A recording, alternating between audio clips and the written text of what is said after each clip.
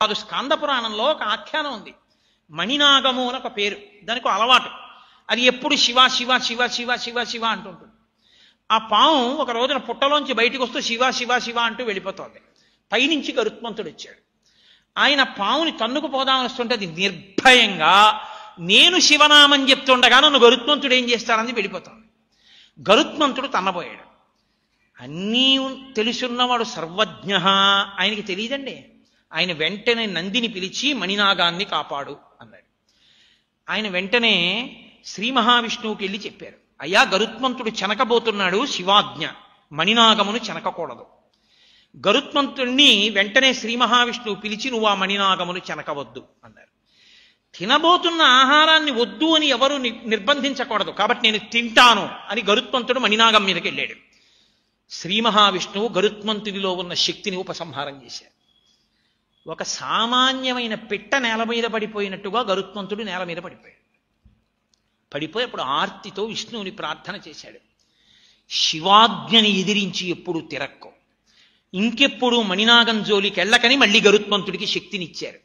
ఆ మణినాగము వాసుకి రెండిటిని పైకెత్తి తనని ఆశ్రయించాయి కాబట్టి పరమ ప్రేమతో తన మీద వేసుకుని ఆభరణాలుగా స్వీకరించారు. కాబట్టి ఆయన నాగాభరణుడు. కాదు. స్కాంద పురాణంలో ఒక ఆఖ్యానం ఉంది. మణినాగము అని ఒక పేరు, దానికి అలవాటు. అది ఎప్పుడు శివ శివ శివ శివ శివ శివ అంటుంటుంది. ఆ పాము ఒక రోజున పుట్టలోంచి బయటికి వస్తూ శివ శివ శివ అంటూ వెళ్ళిపోతుంది. పైనుంచి గరుత్మంతుడు వచ్చాడు. ఆయన పాముని తన్నుకు పోదామని వస్తుంటే అది నిర్భయంగా నేను శివనామం చెప్తుండగా నన్ను గరుత్మంతుడు ఏం చేస్తారని వెళ్ళిపోతాడు. గరుత్మంతుడు తన్నబోయాడు. అన్నీ తెలుసున్నవాడు సర్వజ్ఞ, ఆయనకి తెలియదండి. ఆయన వెంటనే నందిని పిలిచి మణినాగాన్ని కాపాడు అన్నాడు. ఆయన వెంటనే శ్రీ మహావిష్ణువుకి వెళ్ళి చెప్పారు, అయ్యా గరుత్మంతుడు చెనకబోతున్నాడు, శివాజ్ఞ, మణినాగమును చెనకకూడదు. గరుత్మంతుణ్ణి వెంటనే శ్రీ మహావిష్ణువు పిలిచి నువ్వు ఆ మణినాగమును చెనకవద్దు అన్నారు. తినబోతున్న ఆహారాన్ని వద్దు అని ఎవరు నిర్బంధించకూడదు, కాబట్టి నేను తింటాను అని గరుత్మంతుడు మణినాగం మీదకి వెళ్ళాడు. శ్రీ మహావిష్ణువు గరుత్మంతుడిలో ఉన్న శక్తిని ఉపసంహారం చేశారు.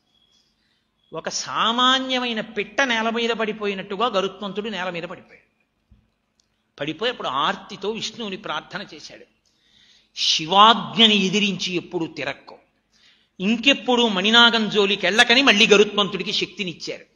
ఆ మణినాగము వాసుకి రెండిటిని పైకెత్తి తనని ఆశ్రయించాయి కాబట్టి పరమ ప్రేమతో తన మీద వేసుకుని ఆభరణాలుగా స్వీకరించారు.